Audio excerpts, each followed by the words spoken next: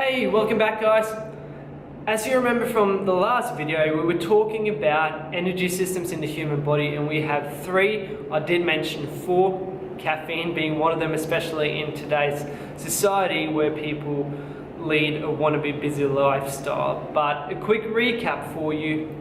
We have the ATP PCR energy system that lasts for about 10 seconds, and the main fuel here is going to be phosphocreatine, and you're going to have very little access to oxygen, which means that after the session, after the bout, you're going to have a lot of influx of oxygen, and you need a very well defined and developed aerobic energy system in order to be able to recover faster.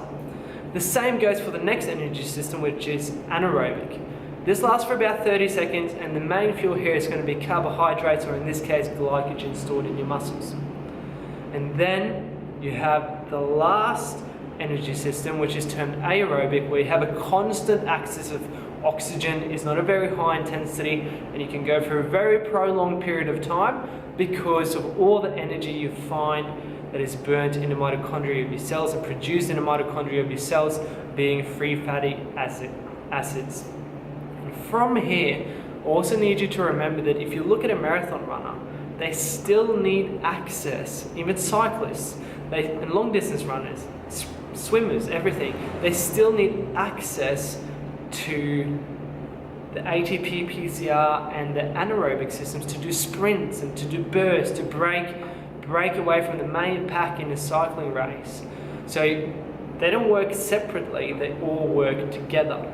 So what I want to share with you now is how you can put this into your workouts in order to develop all of them in the same training program.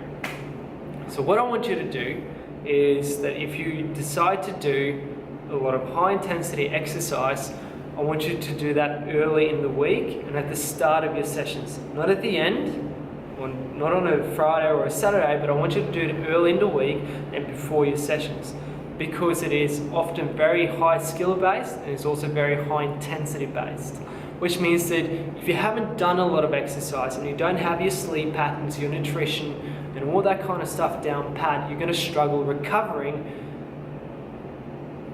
throughout the week. Very simple.